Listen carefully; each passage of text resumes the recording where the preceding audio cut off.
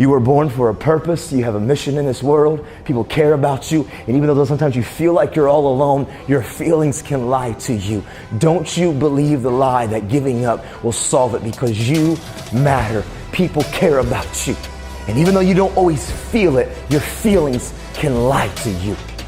And I can prove it, because I know sometimes in our culture and this generation, we feel like we're all by ourselves. We feel like nobody understands us. We feel like we're all alone. And let me ask this question. I need every junior and every freshman in this room to own this question. And I don't care about the friends that are around you. This is you and me, and this is real, man. And it is raw. And this is our life, and this is our future. How many of you in here, if you were 100% honest with yourself, truthfully being genuine with your feelings and your emotions, are there times in your story, in your life, do you sometimes feel honestly like nobody understands you? And honestly, sometimes you feel like you're all by yourself. Raise your hand.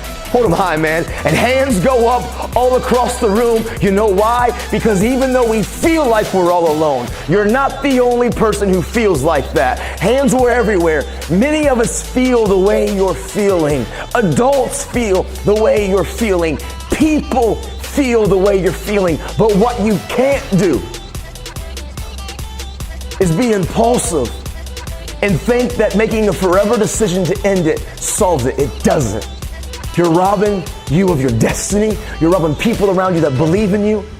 I promise you, there is a fear of talking. But when you begin to talk, and I know there's a fear sometimes of, man, what will happen if I say this? This is going to happen, and this is going to happen, and what if, and what if, and what if? We what if, and this anxiety thing grows. And 99.9% of the times when you actually talk about it, it never turns out nearly as bad as what you think it is. It's that fear of the unknown. I promise you, I ripped my mask off 10 years ago, man, and I've never experienced more freedom, more success, more peace of mind. I realized life isn't about just existing. It's about experiencing all that life has for us. And in this room is greatness. I promise you. And for me, my wreck happened.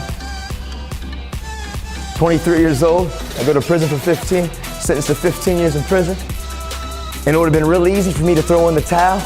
It would have been really easy for me to say, you know what, I give up. I come from a broken family, suicidal thoughts, self-harm, eating disorders. I've been homeless. I found myself sleeping on the streets. I stole from friends. I had been labeled by everybody around me. I battled drug addictions, you name it. I had experienced it. It would have been real easy if there was anybody that could have said, you know what, my past is bigger than my future. I give up. It would have been me. But I remember something that my father taught me when I was that kid.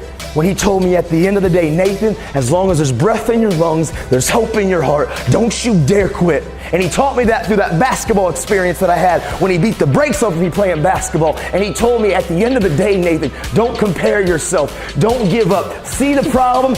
He was the problem keeping me from making buckets and making goals. And he said, listen, Nathan, see the problem, identify the problem, then figure out the solution. Don't let the problem consume you.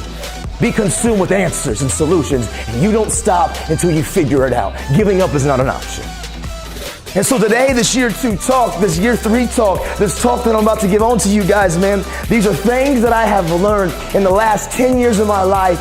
When I got released in 2013, 6 years ago.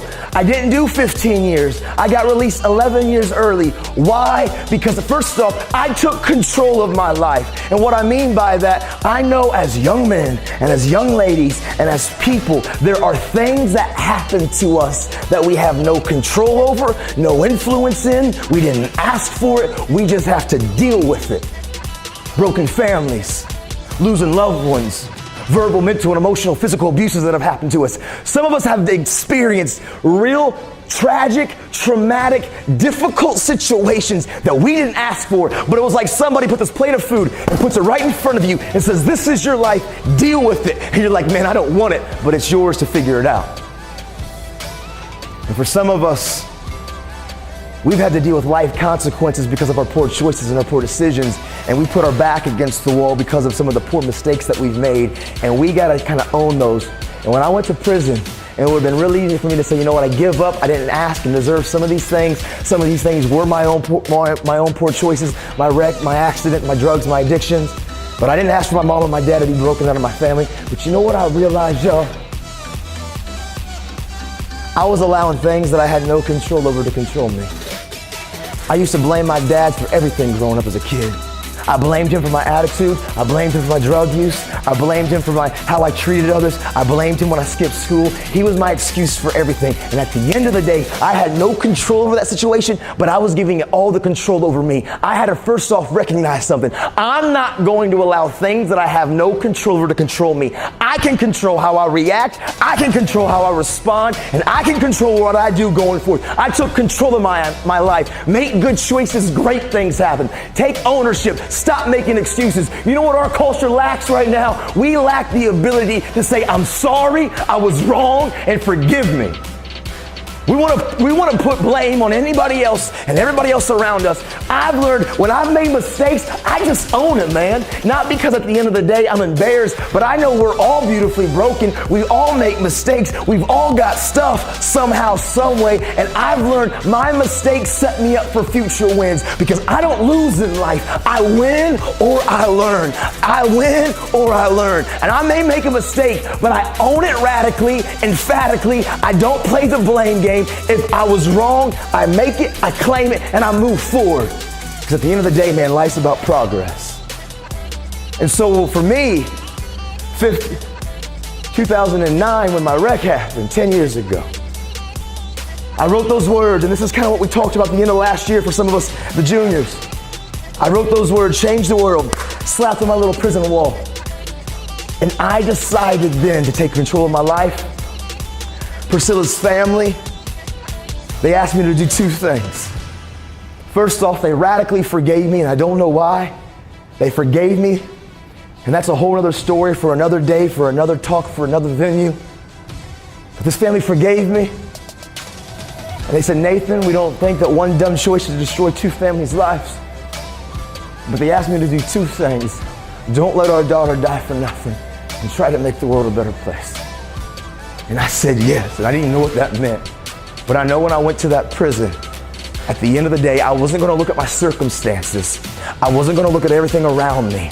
At the end of the day, I was going to be present in the moment, present with my current reality, and absolutely do the best that I could to grow day in and day out with personal growth and personal development. When I came against things that I didn't agree with, or I came against people that I didn't agree with, or I came against an authority at the prison, man. I used to buck authority all the time. I hated authority, but when I had to realize something at the end of the day, if I can't learn to respect people, if I can't learn to respect those around me, if I can't learn to respect the people who are in charge of me, how am I ever going to learn to respect my dream? Because if you don't respect that dream, that thing that's inside of you, and you know what that thing is, that thing that you're passionate about, that thing that if you can do anything in the world, that would be your reality, that would be your future. That thing that's big, that dream that's massive, that thing, if you don't learn to respect people, you're never going to learn to respect that dream.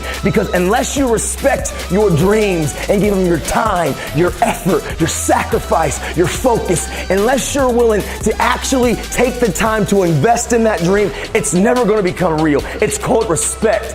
And the best way I've learned to respect my dream was to respect people. The best way I've learned to respect myself was respect people.